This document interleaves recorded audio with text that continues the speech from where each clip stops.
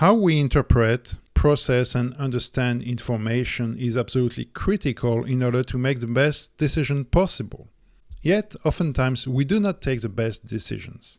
Why is that? There are many reasons for this. Obviously, it's a very complex topic, but it is well worth talking about because decision making is one of the most critical, most important skills that we need every day.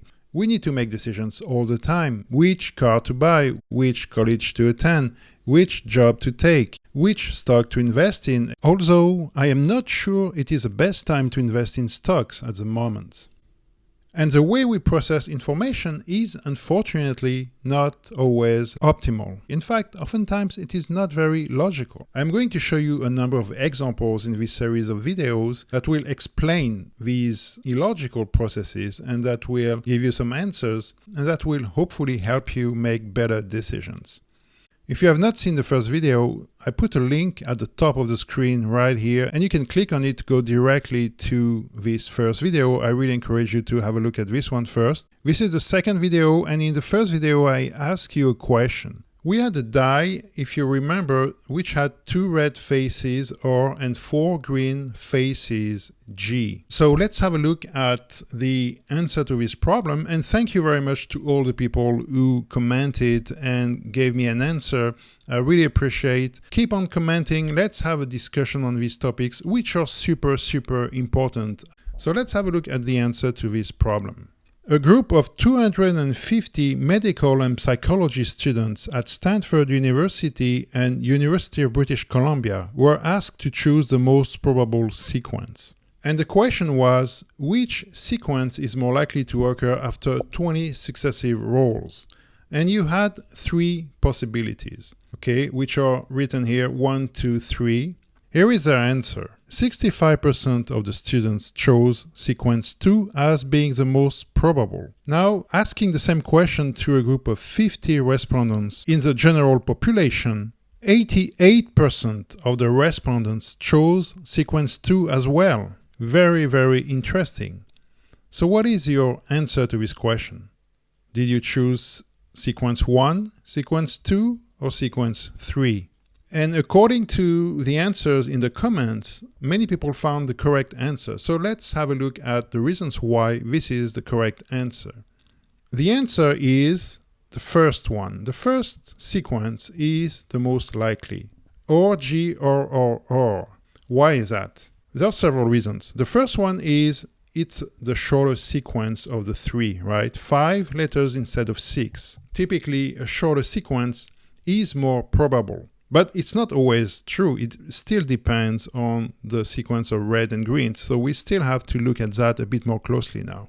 Right? We know that red is less likely to appear than green because there are only 2 red faces and 4 green faces. Now let's have a look at sequence number 2. Sequence number 2 is basically sequence number 1 plus green. Or I should say green plus sequence number 1. And if you remember the laws that we used last time, sequence number 2 must be less likely than sequence number 1 because the probability that 2 events will both occur can never be greater than the probability that each will occur individually, okay? And this was expressed, if you remember, as this as well. This is expressed here as the probability of A and B is always less or equal than the probability of B, which is exactly what we have in this case, because the probability of having this sequence 2 is basically the probability of having G and the probability of having sequence number 1. According to this law, this must be less probable. Okay, so that's the second reason. And of course, if we look at sequence number 3 now,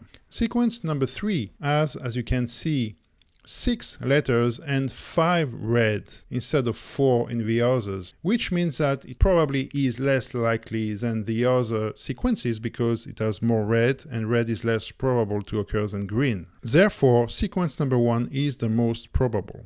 Why do people make errors in judgment and oftentimes choose the wrong possibilities, the wrong decision?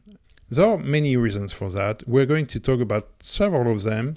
One of them, which has been very much studied over the past 40 years, is called heuristics. Okay, heuristics are processes, they are mental strategies, shortcuts, if you will, that enable the brain to process information and to make a quick decision.